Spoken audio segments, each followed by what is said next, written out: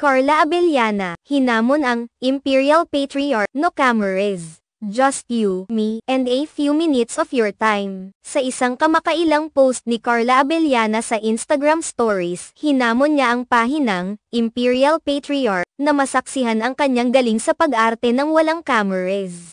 Matatandaan na kamakailan lamang, ang nasabing pahina ay nag-post ng tila kritisismo ukol sa industriya ng pelikulang Pilipino pati na rin ang mga aktor nito. Ayon sa post, tinuligsa nila ang antas ng pagganap ng mga aktor sa bansa.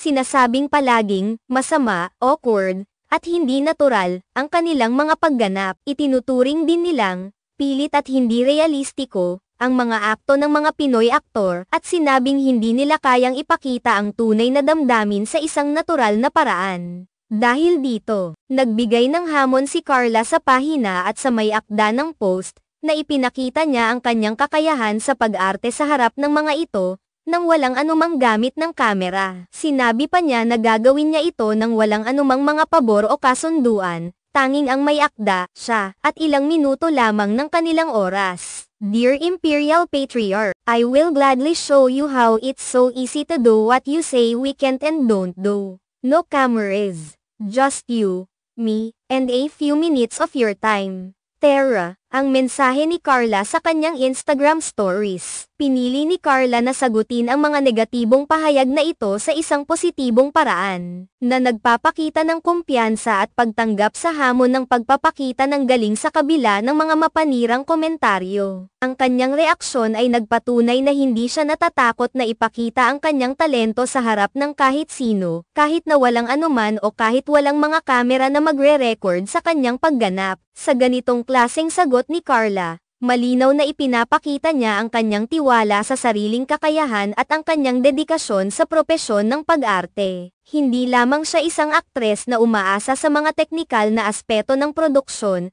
kundi handa siyang ipakita ang kanyang likas na galing ng walang artipisyal na tulong ng kamera. Higit sa lahat, ipinagpapalagay ni Carla na ang sinseridad at naturalidad ng bawat aktor ay isang mahalagang aspeto sa pagpapakita ng kanilang trabaho. At hindi ito kailangang maging perpekto o nakatali sa mga expectations ng iba. Ang mga kritisismo tulad ng sa Imperial Patriarch ay isang hamon na karaniwan ay hinaharap ng mga aktor. Ngunit si Carla Abellana, sa halip na magpatalo o mawalan ng pag-asa, ay ginamit ito bilang pagkakataon upang ipakita ang kanyang sarili at ipagmalaki ang sining na kanyang ginagawa. Sa kanyang positibong tugon, siya ay hindi lamang nagpapaalala sa mga kritiko na ang tunay na talento ay hindi nasusukat sa mga teknikal na aspeto, kundi sa kapasidad ng isang aktor na maghatid ng damdamin at kwento ng may tunay na koneksyon sa mga manunood. Tulad ng mga kilalang aktor sa industriya, ang mga pagsusuri sa kanilang pagganap ay bahagi ng kanilang trabaho. Ngunit sa kaso ni Carla, kanyang ipinakita na sa halip na magpatalo o magpaniwala sa mga negatibong pananaw, ito ay nagiging isang oportunidad para ipagpatuloy ang kanyang sining at pagmamahal sa propesyon.